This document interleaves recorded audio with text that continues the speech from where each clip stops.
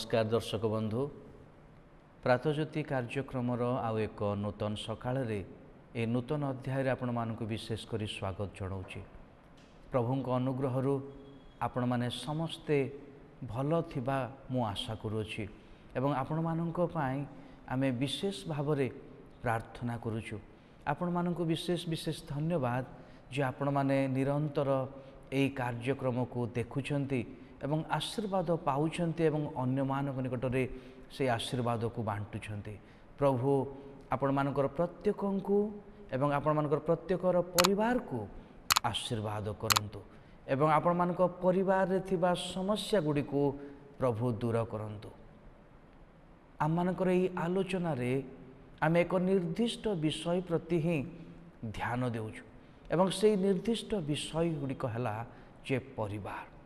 आज एक विशेष आलोचना आमे करिबार जे गोटे परिवार बा गोटे प्रभु भय परिवार।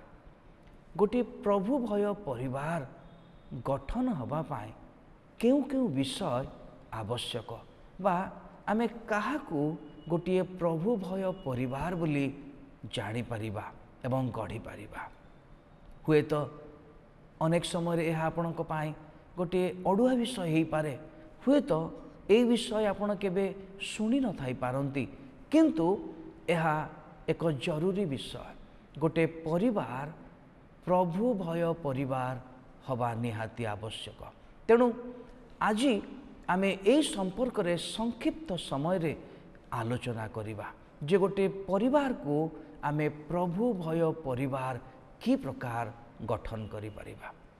प्रथम विषय गोटे परिवार जदि प्रभु भय परिवार हबार अछि ताले सेई परिवार रे आज्ञाबहता निहाती रहिबा आवश्यक। प्रथम विषय परिवार कर्ता कर्ती आ से माने ईश्वरंकर आज्ञाबह हवा आवश्यक। ईश्वरंकर आज्ञा अनुसार चलिबा आवश्यक। जगत रे अनेक प्रकार व्यवस्था अछि, जगत रे अनेक प्रकार आज्ञा अछि। ए समस्त विषय तो आमे पालन करूछु सत किंतु गोटे परिवार कर्ता बा कर्तृ भाव रे आमनंकु ईश्वरंकर आज्ञा पालन करिबा को हेबो। एवं द्वितीय रे गोटे प्रभु भय परिवार भितरे पिला माने बापा मांकर आज्ञाबह हेबा निहाती आवश्यक। तेबे आमे जानी परिबा जे गोटे परिवार रे निजर पिला माने बापा मांकर आज्ञाबह, बापा माँ माने ईश्वरंकर आज्ञाबह एवं ए संपूर्णता को ईश्वरंकर आज्ञाबह बा ईश्वरंकर भयकारी परिवार बोली आमे जानी परिबा। ईश्वरंकर व्यवस्था जानिबा पाए ईश्वरंकर व्यवस्था पुस्तक आम को अध्ययन करने को हम। तेणु पवित्र बाइबल आम को ए विषय रे अनेक शिक्षा आम को प्रदान करे। जगत रे बंची रही जो नीति नियम अच्छे ताहा नुहे किंतु आमर आत्मिक जीवन को सजाड़ा ईश्वर वाक्य जहाँ आम को शिक्षा दिए से शिक्षा को जानापी आमने जदि चेष्टा करिबा आमर परिवार एक प्रभु भय परिवार हे गठन हब। मो पाखरे जदि प्रभु भय अच्छी बोली मु कहिबी ताहले ईश्वरंकर आज्ञा जदि मु पालन करुची ताहले मु कहिबी जे मु ईश्वरंकर भय मो पाखरे अछि। एवं मोर पिला माने मते भय करूछंती बोली मु जानिबी केमती जेतेबेले मोर पिला माने मोर बाध्य हेबे बा बापा मांकर पिला माने जदि बाध्य होउछंती ताहले हमें जानि परिबा जे बापा मांक प्रति पिला मानकर भय अछि। बाइबल रे जने विशेष व्यक्ति नोह आउ से थिले।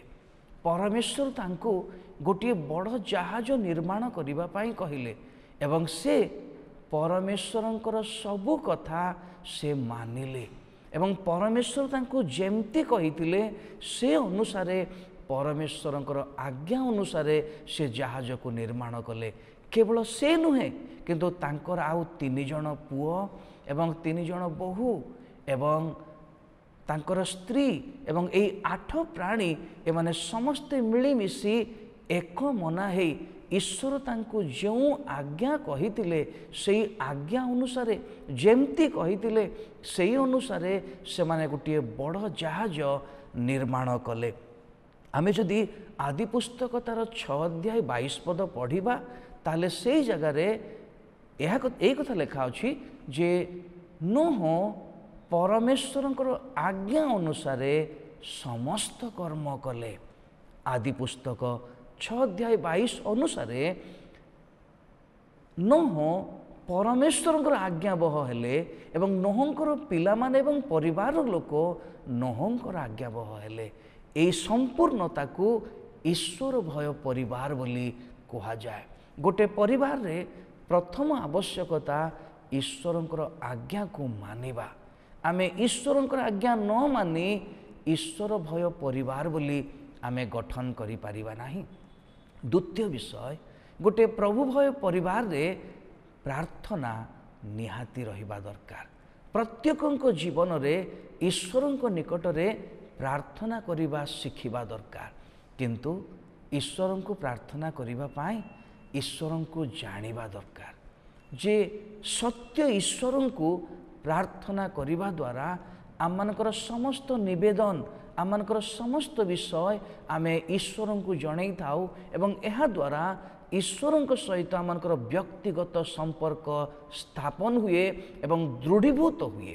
तेणु गोटे प्रभु भय परिवार रे द्वितीय आवश्यकता होची प्रार्थना एवं तृतीय आवश्यकता मोर प्रिय दर्शक बंधु जदि आपण प्रभु भय परिवार गठन करिया पई चाहुचंती ताले दरिद्र मानंको दान करिबा मध्य गोटे विशेष कर्तव्य। जणे व्यक्ति थिले कर्नेलिय नाम रे आ जणे व्यक्ति थिले एवं से कर्नेलिय व्यक्ति से सपरिवार रे ईश्वर को भय करुथिले एवं तार चिन्ह हैला जे से सबु बेले प्रार्थना करुथिले एवं दान दउथिले। अनेक समय रे आपणकर द्वारस्थ अनेक लोक होउथिबे किंतु अनेक समय आमने अन्य मान को दान देवा पाई कुंठाबोध करि थाओ किंतु दान देवा पाई हस्त खोला करंतु। गोटे प्रभु भय परिवार रे ईश्वरंकर आज्ञा पालन अछि एवं प्रार्थना अछि एवं अन्य मानंको दान देवा विषय अछि। एई तीनोटी विषय को आपणक परिवार रे आपण युक्त करंतु।